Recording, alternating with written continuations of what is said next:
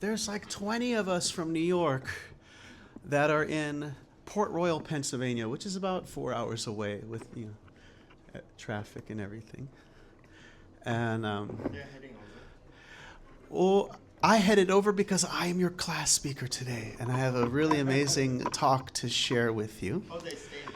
They stayed there, but many of them are there. They do the kirtan, they get the room ready, they get the food ready for everyone. But magic always happens, so. We could help out. Yes. Oh, yeah. We're always looking for those who'd like to help. So I met the first time. What's your name again? Dylan. Dylan and Elm. Okay, wonderful. And we had another, all of our rest are very familiar faces. This gentleman also, what is your name? Paul. And we, as we discussed in Sanskrit, Paul means protector, those who care for others and protect others. And today we're actually going to cover a very, very interesting topic. How many of you have heard of the expectation effect? Let's see. How do we get this guy to get close enough Expectation effect. that we can have both the cable and the screen in the right spot? So, let's see. So, welcome. So, you've heard how many have ever done a yoga class before? Raise your hand. So, you might have this experience about how the body affects the mind, just being in alignment, how the body affects the mind. But what we're going to discuss is how profoundly, and you're going to be shocked, we promise you, you're going to be shocked how profoundly the mind affects the body. And we're also going to examine the tools that we use to understand things. How do we know things? And so here's a question for you. This is related to the talk is, what's the only food that's given? Trivia question. Mystery question. What's the only food that's given? Actual food. What is the only food that is given?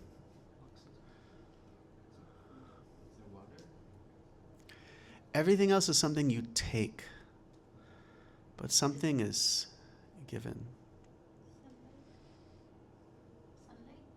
Sunlight, food.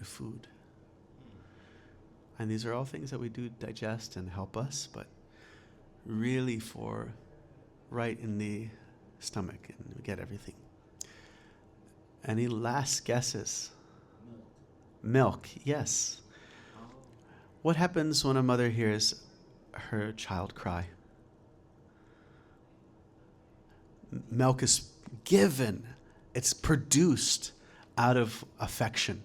It's a product of love. It just comes. Out of love, it comes. We have a friend in Florida. He has a virgin cow, and it gives milk. It's never been pregnant, but it gives milk. It's just very affectionate and just like, I want to share. Like, how many of you have had a pet? And you see the pet wants to do something, wants to reciprocate with love. I have another friend in India, also virgin cow that gives milk. Has never had a child, never been pregnant, yet it's giving milk. So if you just imagine a mother, she walks into a pharmacy and she starts to hear another person's child cry. What happens to her? She starts lactating in the pharmacy. Okay, so this is leading somewhere, and I want you, let's see if the audio plays, but I want you to tell me what do you hear? And we're going to play different things, and you can say, what do you hear here? Quite loud.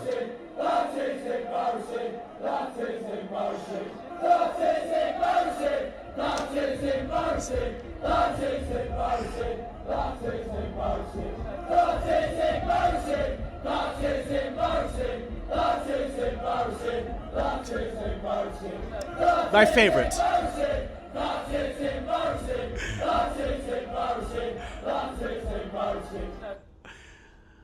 So what did you hear? Did you hear anything different depending on what was on the screen. So this is welcome. She'll be very confused as she walks in and looks at the screen. And what is this topic? Baptism piracy.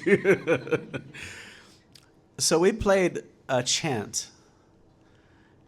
And it was a chant, but it was the exact same chant for each round. But depending on what was on the screen, our brain, our prediction machine translates it different ways. And that is embarrassing. That is embarrassing. That is embarrassing. That's the chant. It's a football chant that they do, soccer chant in London. And this is because our brain is very much up to influence, especially when it comes to translating and understanding things. Like, for example, what do you see here? Do you see a battle? A man lying down? A map? Or a cow from Port Royal, Pennsylvania? A nice Gitanagri cow. Let's see. Anybody see? See the ears, the eyes, and the nose, and that's her back. Now, you won't unsee it. Now that this is working in that way, you won't unsee it. What do you see here? Is it a frog? Is it a man? Or, as you see, what do you see here?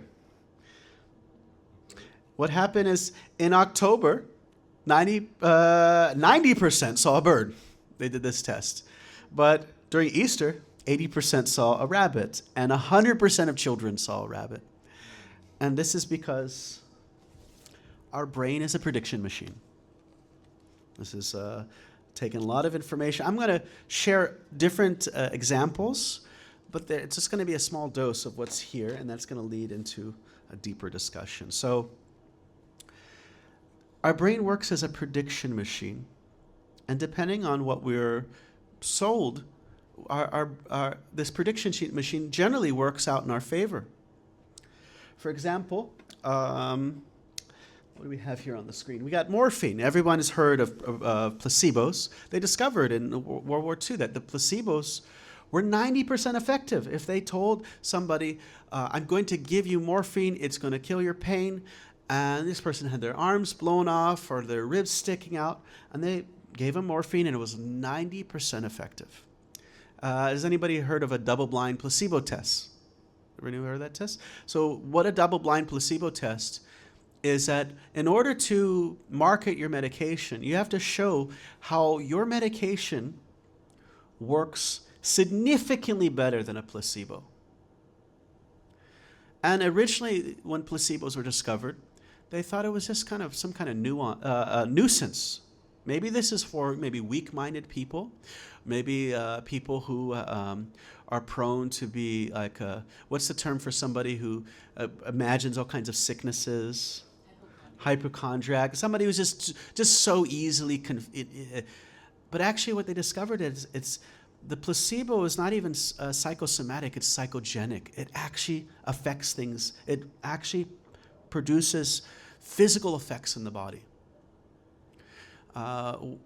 One example is that you can give somebody placebo morphine, and then you can give an anti-analgesic, you can give them an anti-morphine medication as if they had morphine in their body, and it would work just as if they had morphine in their body, and it would bring the pain back. So here's some examples. You have L-Troxin. This is a thyroid medication, and about 10,000 people would use this every year, and there would be about one complaint per year. This is really a medication that has no reports of side effects, maybe one report of side effects. People don't complain about it. However, due to they had to move their factory, and moving to a new factory, they changed a little bit of the production process, and the color of the pill changed, and the particular decided shape of the pill changed. And 1,800 complaints came in within 14 months. Or was it 1,400 within 18 months? One of those two. We're talking about one a year, one complaint a year. Now we're over 1,000 complaints in a year of side effects. And so the scientists, the pharmacists are trying to figure out what is going on here. And they looked deep into it, and they're like the metabolic, how it digests, the timing, everything is exactly the same. They could not find any kind of difference in the way it was dealing with the body. And so they sent out this information to the public that actually it's the same thing. We changed the color. It's not a big deal. It's the same thing. And all those complaints subsided. It's not to say that nocebos or noxious effects of medication don't exist, but actually noxious effects of medication can be as powerful as nocebos, or actually coming from the mind can be as powerful as the actual side effects that may be affected chemically by the medication. So I'll give you an example. This one man, he decided to commit suicide. He broke up with his girlfriend broke up with him. He was done with his life because couldn't handle it. And he took 29 antidepressants. But he changed his mind. He called his friend and said, "Please, I don't want to die. Actually, I don't want to die." And his friend, rushed him to the hospital. He collapsed on the hospital floor, and his friend said, He took 29 antidepressants, and please save him. And so they checked his blood, and he didn't have the toxins that would have been there that would be there with a certain medication. And so they called his doctor, and the doctor said, actually, he took placebos. He had dangerously low blood pressure. He was dying, but he basically took 29 M&Ms, and he was going to die. And just a simple example to prove to you that some of you know these examples is how many times have you heard that somebody has been married for 50, 60, 70 years, and one dies, one does the other? A day, 2, 3, 4, 7 days later, 2 weeks later. How powerful is the mind? The mind says, "I'm done." And the body says, "Yes, sir." They found out there's an inordinate amount of people who die on anniversaries of important dates. Two of our founding fathers died on the 50th anniversary of the signing, and the third died on the 54th anniversary. Young children with disease die right on their birthday or after their birthday, which is a very significant day for a young child. Anniversaries, centennials. People die at the end of the century, or the end of the millennium. There's this willingness to survive to that point, and then the mind says, "Okay, you've achieved it," and the mind stops saying, "Okay, it's time to go," and the body listens and follows along. Have you heard of these things? Have you heard about the couples? I'm sure you heard about that. What else we got here? Framing. So if they tell you 27 out of 100 people take this medication, they get a stomach ache. What's going to happen if you take that medication and read that? You're going to get a stomach ache probably. And if they tell you 73 out of 100 people who took this medication didn't get a stomach ache, and you take it and you don't get a stomach ache. Same data, but the framing affects it. If you have a compassionate doctor and say, you're doing well and you're going to recover, it affects your recovery rate. They found that this placebo effect did not just affect medications, but actual surgeries. They did arterial stents, and it was like they do placebo tests for medication. They did the same thing with this arterial stent, and only 50% actually had the stent implanted, where the other just had an incision on their body. But all of them showed significant change to their blood pressure, and that actually affected their heart. What else we got here? They had read this text in the glare of the sunlight. Here you go. Here's some sunglasses that we got in Chinatown, and here are some expensive $275 Ray-Ban sunglasses. And people were able to pick up more of the words in that glare. More significant is the Harvard flight tests, where they say, okay, I want you to read do an eye test and see how small of the numbers can and you all have done an eye test, correct? You see how small can you read to. Then they put them in a flight simulator. They say, okay, now understand, meditate, and understand you are trained fighter pilots. You are the best of the best. Read that number on that plane there. And all of the students could read numbers smaller than they could read in their eye test. And why is this? Any guess? Did their eyeball shape change? Like the shape of their cornea really change in that few seconds? No. But when we see something, we hear something, it's quite embarrassing. There's processing behind it. The organs just see it, but the mind is the processor of this information. And depending on the framing, that can be refined. And so the processing of the data that was coming in through the eyes became refined through this prompting. And there's so many examples. We're just going to cover just a few. Let's see, what else we got here? We have Varenke, who won a second place, Tour de France. And he was not a stranger to performance-enhancing drugs. And so his coach said to him, hey, I got some new high-tech juice. And he just injected it right into his butt. And then he started the race, and he said he never felt so powerful and surcharged and such powerful endurance. And he got second place, but it was a fake. It was just a placebo. This actually leads into new studies and new theory on exhaustion. When do we feel exhausted? When do we feel satiation from hunger? Is it by the mass of stuff that's in our stomach, the stretch and the chemical receptors there? Is it by the receptors of our glucose levels in our body that we know we're feeling exhaustion? What they've discovered is it's actually this prediction machine of the brain. And it's observing what we're doing, and it's giving us the sensation of exhaustion when it thinks it should be exhausted. Some examples is they give some people dummy watches. They say at 45 minutes, I can't run anymore. But the watch says 45 when it's an hour and a half. And then they start to feel it. So there's something called the VO2 max, and this is it's your maximum anaerobic capacity. So how efficient are your lungs? And so they took a group of people.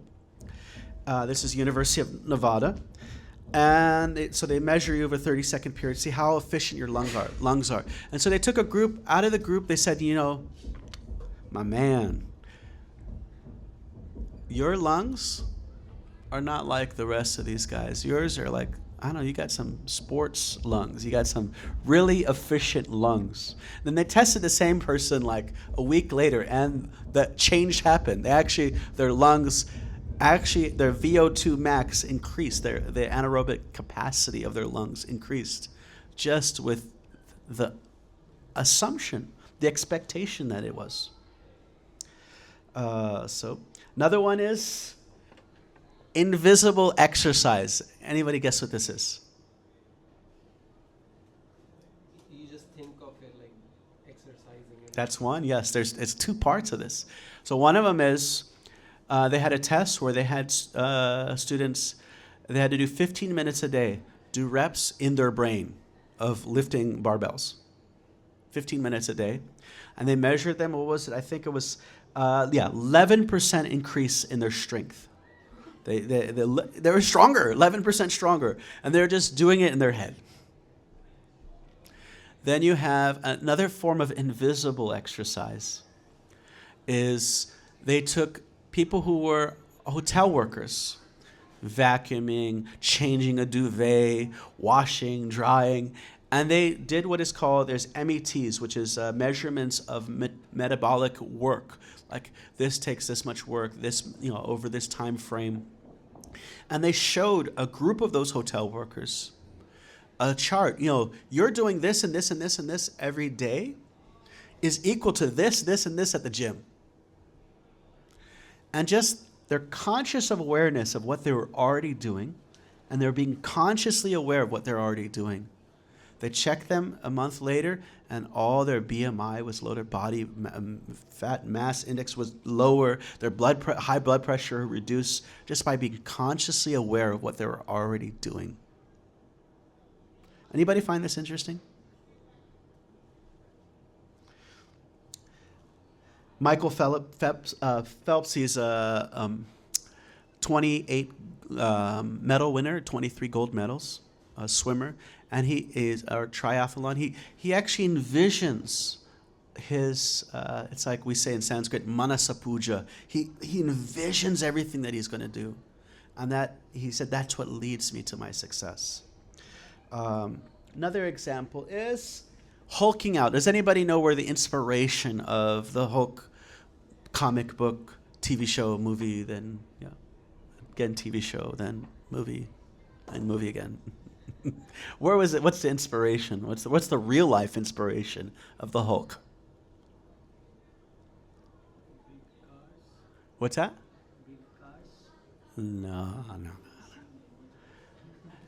It's an elderly man lifting a car to release his stepson from underneath the car, or two sisters lifting a 3,000-pound tractor to release their father from the tractor.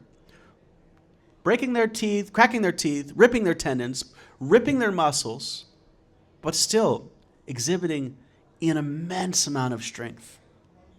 Because the prediction machine said, I don't care.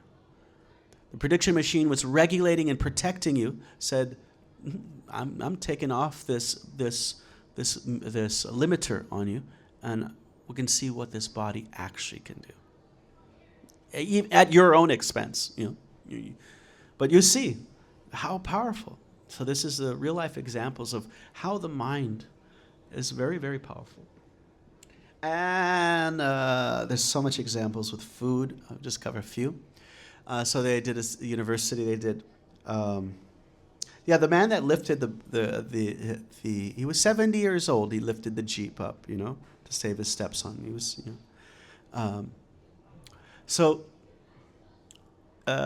example with food. They took people and they said, one group, they said, this smoothie, it's sinful, it's decadent, rich. You've never had anything like this, and you'll probably be full for 6 hours or so. And then in another group, they said, this is healthy, 0 calories, light like anything. Of course, it was the same thing. And the people, I can't eat anything. I'm so full. That was enough. I can't eat anything. And this is actually one of the negative effects of health food, one's attitude towards health food. It's different in different countries. That someone may have healthy food, and their attitude is that it's not going to be fully satisfying. And therefore, instead of one sandwich, they had 6 salads with croutons. It's they had basically almost 6 sandwiches just because they thought it was not healthy. So they did this one test where they give people a very large bowl of soup with a drain that's being emptied as you eat. And then someone has a small bowl of soup that's being filled. And if you're the one eating from the small bowl of soup, you have eaten twice as much, more than twice as much as the person who's eating from the big bowl of soup. But if you're done with the big bowl, I can't eat anymore. And then you're done with the small bowl, you're I'm ready for more. And so one example is people who have amnesia oftentimes don't know when their body is satiated. If people have this short-term amnesia, you ask them, are you hungry? They look at the clock. That's how they know. There's one man, he had some medical issue, and they did brain surgery, and unfortunately it caused him to have, he could remember things in the past, but day-to-day stuff he could not remember. If you told him a joke in the morning and a joke in the afternoon, he would crack up like he'd never heard it before. And they even, they didn't hurt him too bad, but they did this test where they were just like feeding him and feeding him and feeding him, and they said he could eat constantly. You know, he wouldn't, maybe there, at some point there would be pain, but he wouldn't know that he was fully satiated. This is why consciously eating is very important for your health, because then you actually be more regulated. So this is why we don't, you say, show it to me and I'll believe it. But actually, we don't believe what we see. We see what we believe.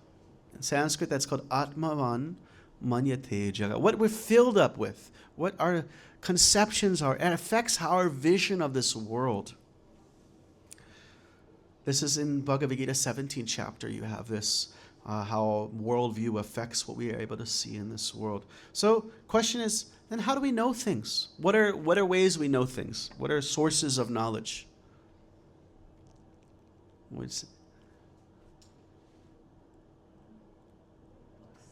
Books, good, yeah. Karina? Maybe past experiences, but I don't know if that counts as our senses versus seeing. Past experience of our past perceptions, yeah. Whatever we hear from our peers, like Hear from friends, peers. How do we know things? Intuition, very nice. And so in the Vedic culture, they actually break down 10 different sorts of sources of information. And we're not going to go through all 10 because they actually boil them down to 3. Each of these 10 can be actually included into 3. And so these, in Sanskrit, that's called prama. Prama means cognition, and pramana means that which leads to correct cognition. So you have what is called your sensory perception, you have logical inference, and you have testimony. And so we'll just cover these things real quick. So what is sense perception? Sense perception doesn't mean just the eyes see something, but it means your senses perceive something, and you consciously choose to put your awareness there. Like you could be sitting in a noisy cafe in New York City, and you could hear a conversation if you put your consciousness on that sound vibration. The noise is vibrating in your ears, but it takes the consciousness to actually pick up information. And with all, so you have the internal, and you said the intuition. There's an internal perception as well. Mind, the consciousness, love, hate, these things like that. Now, we'll discuss the realms of these ways of perceiving things, and also what are the limitations? What are the limitations of senses? Well, you have to have senses at work. You have to have the processing working, like maybe we said, baptism, piracy, that isn't mercy. Bhakti and mercy, that isn't my receipt. Lactates and pharmacy, that is embarrassing. Just the processing has to be correct. It's not always working properly. Another thing is you can see what's presently in front of you. You don't see the past. You can use the memory, but you're not perceiving it in the past, or you're not perceiving the future in most circumstances. Must always also use logic. How big is the sun? If you're just doing perception, then that's just that big. You have to pull in the logic. And what was the last one there? Material senses only perceive material things. Then we have logic. Now, logic doesn't produce new information. Logic only is an organizer of information that you're already provided. That is why divinity can't be proved through logic. You have to understand something about divinity first, and then it's a way to organize and evaluate the value of that subject or that piece of information. So logic starts with prior perceptions. Then you make generalizations, like you see, drop, things that don't have things underneath them fall. You start to make these generalizations. Like if you didn't see, if you like pull the apple off the tree and the apple just stays in the air, then you wouldn't make the general rule that, things that don't have support of things underneath fall down. So it starts with either being told some kind of general rule or seeing for yourself some kind of general rule. When there's smoke, that means there's fire. But smoke doesn't always mean there's fire. It could be the fire is over. Could be steam, could be something else. The limits of logic. It's subject to the 4 defects, which we're going to cover. It is general principles, not always certain. Maybe a certain thing that you think should always happen doesn't happen in this part of the universe or in this circumstance. How many of you think that they're living things that can live in 650 degree Fahrenheit? So some of you are paying attention to like the National Geographic Channel, or where you see like the underwater volcanoes. There's the water's still liquid due to the deep pressure, but it's 667 degrees, and there's little creatures swimming around, and you bring them up to 200 degrees Fahrenheit, and they're like freeze to death. It's too cold for them. But if you're in the hospital and they want to purify your scalpel, they put in the autoclave machine and bring it up to 650 degrees to kill everything. But most people would think, no, nothing can live past that temperature. But they discovered this in the 80s, that life has a surprising effect of being almost wherever matter is. Life seems to be able to manifest itself. What else do we have? Conjecture is never conclusive, and it must apply. So here, I'll give you a little example. Some of you might have heard this story. It's 2 babies within the womb. And one baby says, "Hey, do you believe in life after delivery?" And the other one says, of course there's got to be something after this. Like, I think what we're doing now is in preparation of what's to come. And the other one's like, I'm sorry, that's illogical. There's no, what kind of life would that be? Like, and you should say, well, perhaps there's more light than there's here, and maybe we'll move with these things, and we'll eat with this thing. I'm like, oh my God, are you serious? It's you can't move with this. That's absurd, and it would be ridiculous to eat with this. Scientifically, logically, all the nutrition is coming from right here. And also this cord is too short. So, and if there was life after delivery, why doesn't anybody come back? Maybe there was like one was just born, and it's like the others 2 they're having a discussion right before. After delivery is this darkness, oblivion. There's nothing. And I said, but certainly, Mother would be there. She would be there to take care of us. You believe in Mother? What is this Mother? She's all around you. We are of her. We are in her. It is by her that we exist. Without her, we would not and could not exist. He says, I don't see her. Therefore, it is completely illogical it's logical that she doesn't exist, that she's not here. And then the other one says, sometimes when I'm silent, I hear her loving voice calling me from above. So we see, this is limits of logic. If you're relying on logic alone, who painted this? Was it a Norwegian, a North African? Was it a woman, a man? You can come up with some assumptions. You go to an art studio and try to figure out what was the eye color of the painter. You know, what was their favorite genre of music? How far can you go with that? So there is what is called reliable testimony, shabda. So we have sense perception, we have logic, and then the third way we learn things is reliable testimony. How many of you have been to Japan? Do any of you believe Japan exists? Okay, so you're relying on some reliable testimony. You have not seen it, and without seeing it, just going with your perception and logic, you don't have any information about Japan. It is only through testimony. And so testimony, what does it do? It's, what does it say here? It's the most powerful tool for conveying knowledge of the past.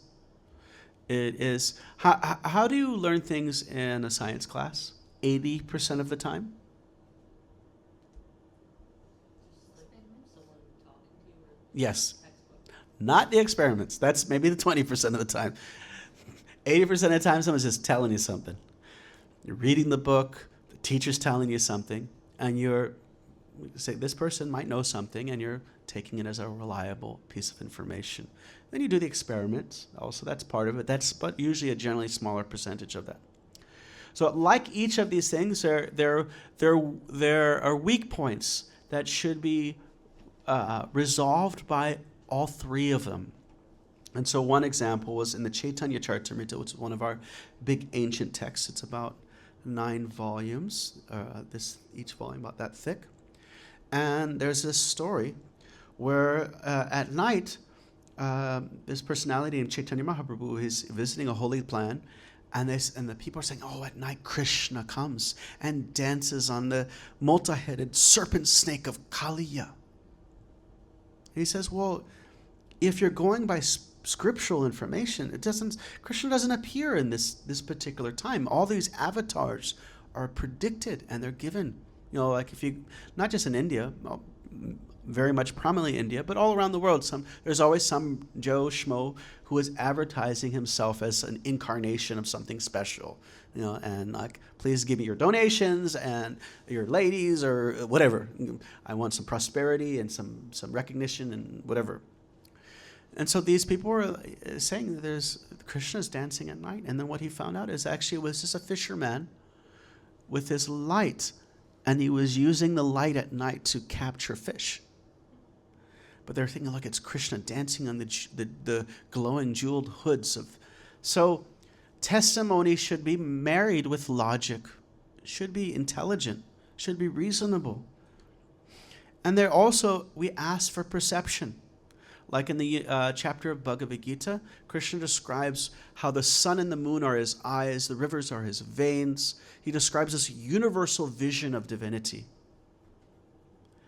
And Arjuna says, that's so cool. Show it to me. And Prabhupada says, if anybody says, I'm God, then you just say, that's so cool. Show it to me. And don't do like some, Times Square magic trick. Do something like seriously mind-blowing. Not even like the mind-blowing magic tricks you find. Something that is absolute, godly exceptional. So, perception without logic, testimony, you're paralyzed. The sun is just this big. Logic without perception and testimony, and then you're gullible. Or no, logic without perception and testimony, impossible. And testimony without logic and perception, that's gullible. When you just believe, oh, the scripture says so, this person said so, and you just believe it. So we're meant to not have blind faith and blind doubt. Blind faith is, I have an answer. Don't give me questions, And blind doubt is, I have questions, but I'm actually avoiding that answer. I'm just throwing the questions out there just for the sake of contrariness. So, as we discussed, there are some defects of cognition. First, we have the deficiency of our senses. Can you see your eyelids? Can you see the cells on your eyelids? Can you see millions of miles away? So that the senses are itself imperfect. You have the processing errors that happen even if your senses are working and you're paying attention. Still, you might see something that's not real. You might see a rope and think it's a snake. You might see a shell in the water and think it's a piece of silver. Then you have when you're not paying attention. Like the example is, we don't even understand that we are not the body, that we're the soul within the body, because we're just not paying attention.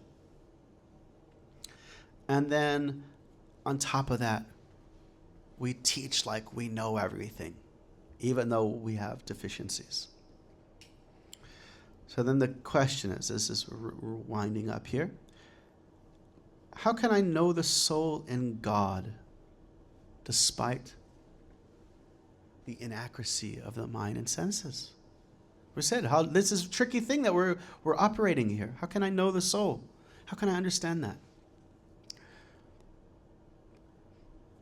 So imagine you are in a maze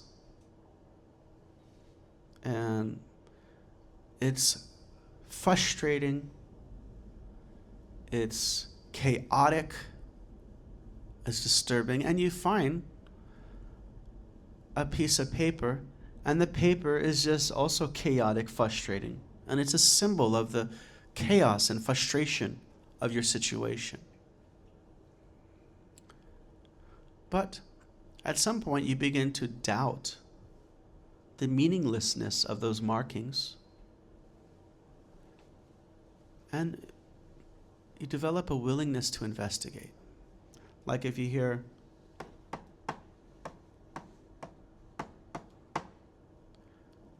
Morse code, SOS. If you think that that's just meaningless, then you will never crack the code. But if you doubt the meaninglessness, and if you have a willingness to investigate, then you set yourself up to be a code breaker, to understand mysteries behind things. Like in World War II, the American soldiers were using Navajo language to communicate secret things because they know that the Germans don't know Navajo, and so they were using that to communicate very secret things. And of course, the Germans knew this is a real thing, and like they were wanting to investigate. But if they thought they're just speaking random sounds for no reason, then they would have no access to that wisdom. So it starts by a doubt, leading to a willingness to investigate, and assuming meaninglessness. What does it say? Leads to no discovery. Yes, I've got so many notes here. I should put some of those notes here so I can see. So, here's my quote here. Thus, we need to approach in the mood of investigating possibilities. That's the first step. If we want to understand the soul in God, we have to see if there's a possibility, an actual willingness to investigate. Not only one should look for a worthy hypothesis. A worthy hypothesis should be intelligent. If divinity is a source and the perfection of everything, then the knowledge of divinity should be the most complete hypothesis that we've come in contact. It shouldn't just be full of holes and contradictions and untenables and unreasonable things. It should be as perfect, the philosophy of it should be as perfect as the entity that it's pointing to. And it should also, the impact of it should go beyond general worldly engagement. So what do I mean by that? So this is my little quote that I came up with. This whole thing about deductive reasoning, inductive reasoning. Inductive is you start off with a very specific observation. You do your experiments and you come up with a broad theory. Deductive is you have a broad theory. You do your investigation and you come up with a specific realization. Therefore, spiritual life is scientific, but it is something that is scientifically applied upon oneself. It cannot be applied to others. You take deductive knowledge or knowledge that has been supplied to you. Just like how do you know about Japan? You get information about Japan. It is supplied to you. It is not by getting on the roof of this building with a telescope. It's not inductive. It's not by your own extension of your senses and then making logical assumptions. Like, people in New York love pizza. Japanese people must hate pizza. And that's or Japanese people must also love pizza. So if you're working in the box of your own perception and making counter or pro calculations from that, you're never going to find out what is actually Japan. You've got to get outside information from that source. So similarly, if we want to understand God, then we got to have some information that's supposedly from God. And then see, well, is it a worthy hypothesis? If I give you a map for the MTA that was drawn by my child when he was 2 years old, and Bronx is in the middle, Brooklyn's at the top, and Manhattan is down over on the side, then you're not obliged to actually go and follow that route because it may not make sense. So it should at least make sense on paper. And if it makes sense on paper, then you get on the train and then you see, okay, it says it's going here and the map says, yeah, next stop is here. And then I'm at that next stop. It says it's going there. Yep, it took me to that next stop. That is called experience. It's not the type of faith of a fanatic sentimentalist. It's a practical experience of a realized spiritual scientist. So what we got here? So here we go. A little. I think I got George Harrison. Back to George Harrison. Great. He helped publish a Krishna book, this book right here, and it's a beautiful foreword that he wrote. And we'll just take one sentence from that foreword that he wrote. Actually, he said, everyone is looking for Krishna, but most don't realize. Everybody is looking for that. It's in every endeavor that we're doing is actually looking for that divinity. So he says the proof of the pudding is in the eating, George Harrison. So this bhakti is not only something that is experiential. How do you know when you're consciously eating food? What happens to you when you consciously eat food? Taste it. One. You get full. Hunger goes away. Number two. And what's number three? Satisfied? That's part of the full out. That's good. What else? You get nutrition. And so in the 11th canto of the Srimad Bhagavatam, it says, Bhakti paradeshtu anabhava raktir anyacha chaisha chika eka kala prapadyamanata yatatata shnush tushti pushti shutpaya anugasham. Just like taste, tushti, pushti, nourishment, and shutpaya, hunger goes away when each successive bite. So similarly, if you practice love for divinity, there's pleasure that experienced in that. There's reciprocity that happens. There's awareness. You start saying, oh, a dog is not a dog. A dog is a soul that's in a dog body. And a cow is a soul in a cow's body. And maybe I don't want to eat him now because that's a soul just like you and I. And that awareness begins to expand. Just like an awareness inspires one, just like nutrition gives one energy. And the last thing is the kicker, is your hunger goes away. Your drive to chase after the temporary of the reality of this world. You become satisfied within. That's, as we talked about perception, that is the perception as a way to test, am I connecting with something authentic? Is it actually should produce satisfaction to the point that one's consciousness and lifestyle becomes transformed. Not just, like if someone says, you guys talk about this Hare Krishna, Krishna Krishna chant, but I say, take this psychedelic mushroom. This is all the spirituality you need. This is actually going to bring you higher. But show me, where is the example in yourself and others where someone took this mushroom and it has freed them, or is on the pathway to become freed from envy, greed? Is it transform? You might have lofty thoughts, but is it transforming your heart?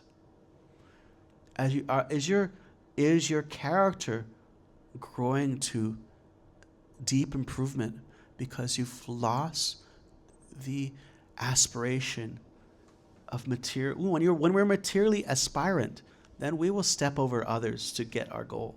But when we're deeply spiritually satisfied, then we don't need those things.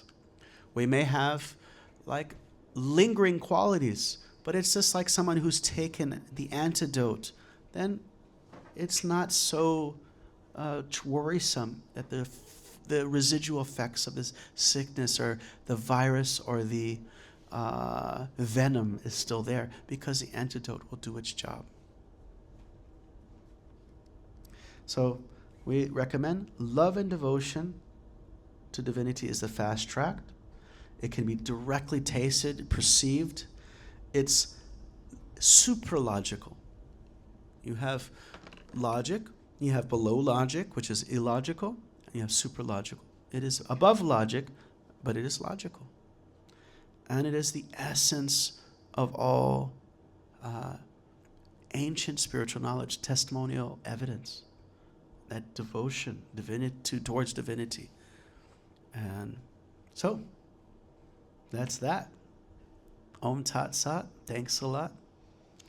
We did it in a reasonable amount of time. That is.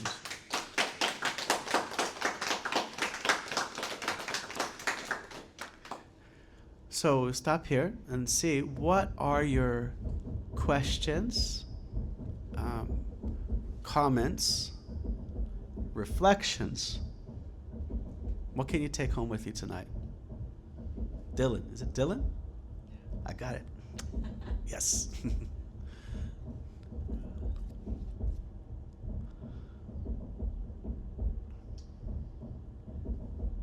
doesn't hurt to just try it out.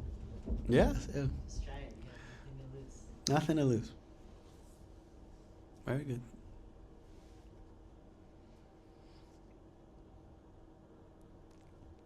I've been thinking a lot about, I think when you surrender to Krishna, he guides you.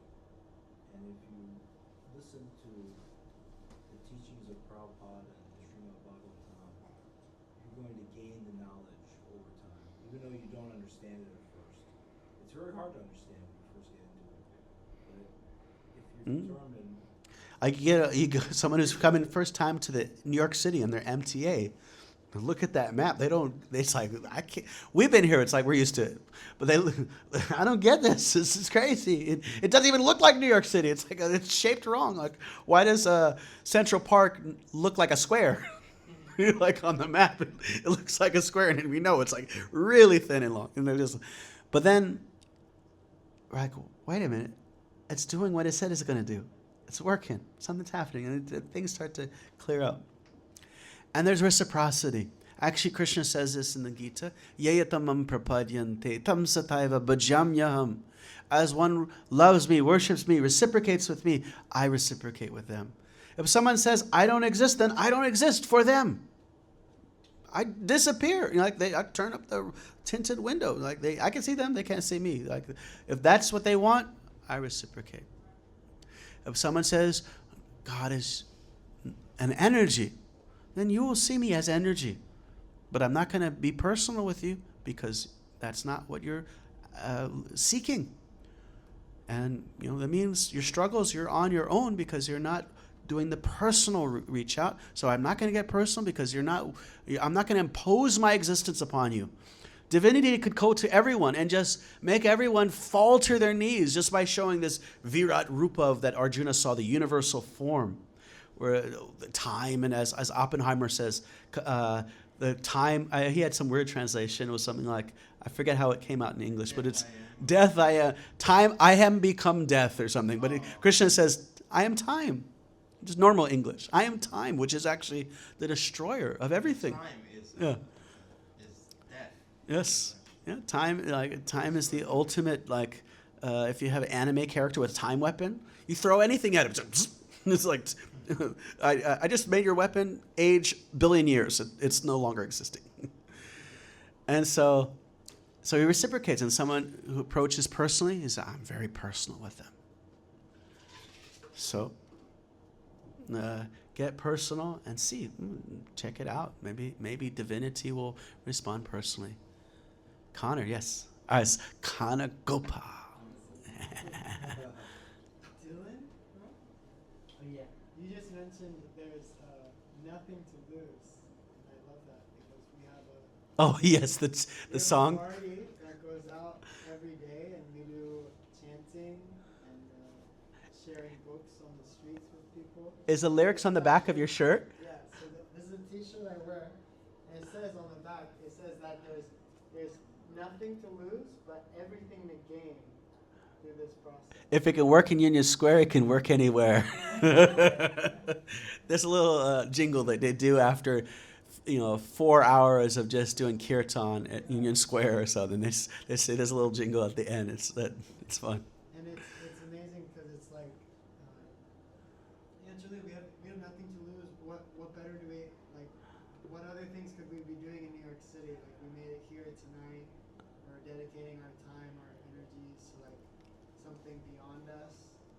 And actually, it turns out that we have everything to gain because God is everything. Everything's in His name. Nice, thank you. And then we have what will you take home today? First, I appreciate how you laid it all out and step by step came to this conclusion. But I really like the part about your mind affects your body. Mm. I've been thinking about that a lot lately, and I will remember that. It was very unexpected, isn't it? How effective the mind is in affecting the body. Nice. Yes. I like the idea that there's like nothing to lose but a lot to gain. But like, what if it's, or how can I like avoid diluting myself? Like the more consistent I'm involved in like Krishna consciousness. Is it something where I should like enforce myself to embrace like humility? To counteract that. So how can I avoid dilution? Find someone who is a little more serious than us and just spend some time with them. Like, how does someone who wants to be an Olympian, do they go to sit at the bar? No, they find others that find it very, like, I'm serious about this, and that emboldens them. That gives them put them in you have the comfort zone, you got the stretch zone, and you got the burnout zone. So we want to get in that stretch zone where we actually grow. So we find someone who that motivates us to be in our stretch zone.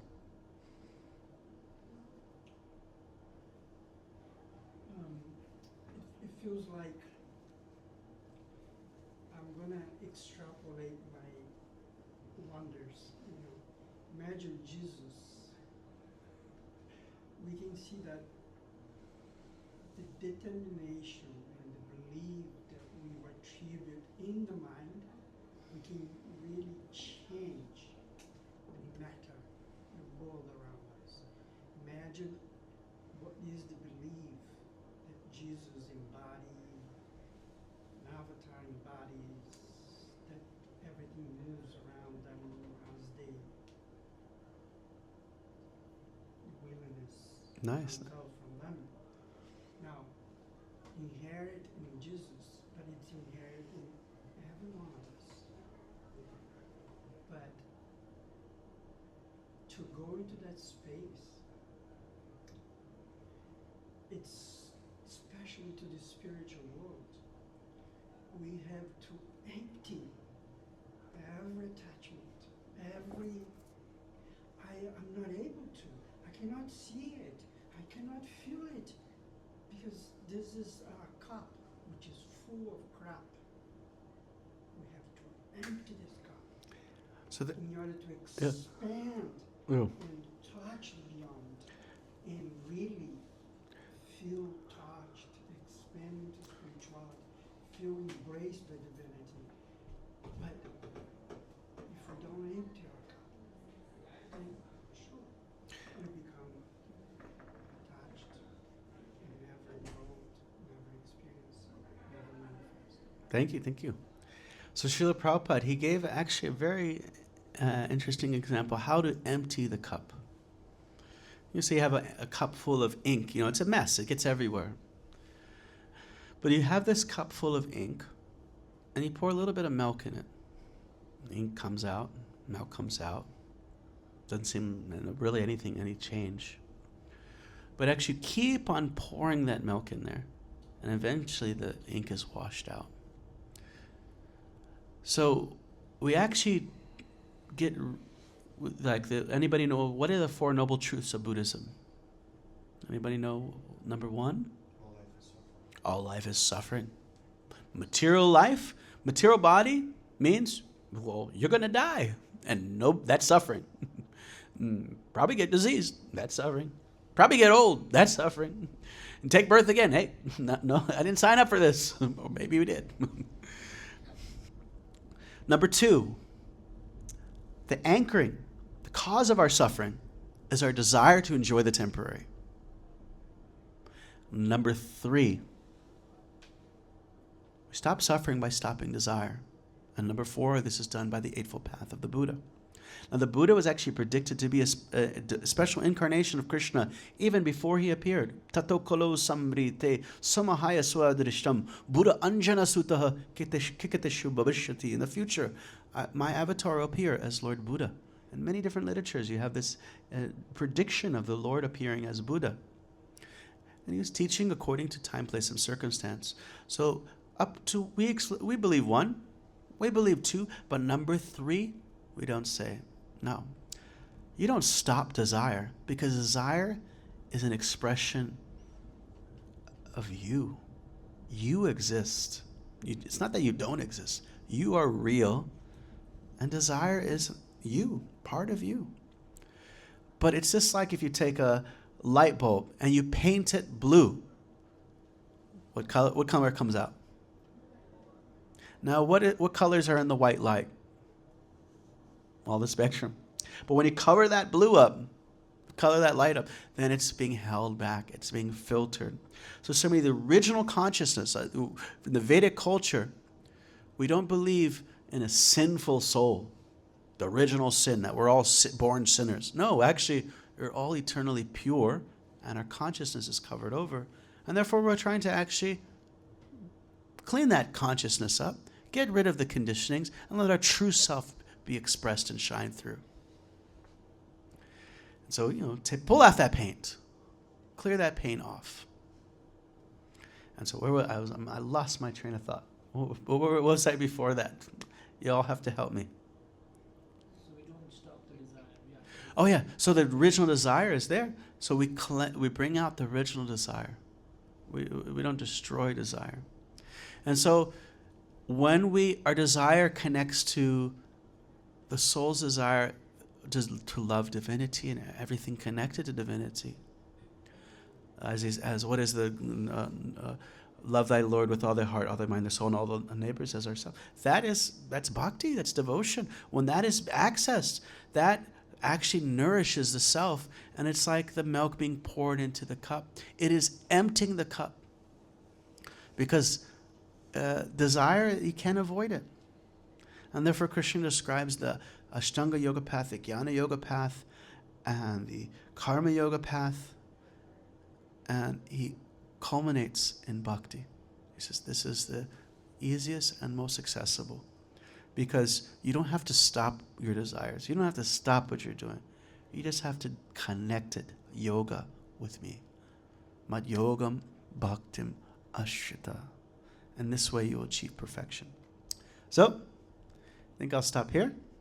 And we're just about to serve you a nice, delicious dinner. But just to get our appetites, we'll do like just a few minutes of kirtan, and they'll bring the food in here. So if everyone can stand up.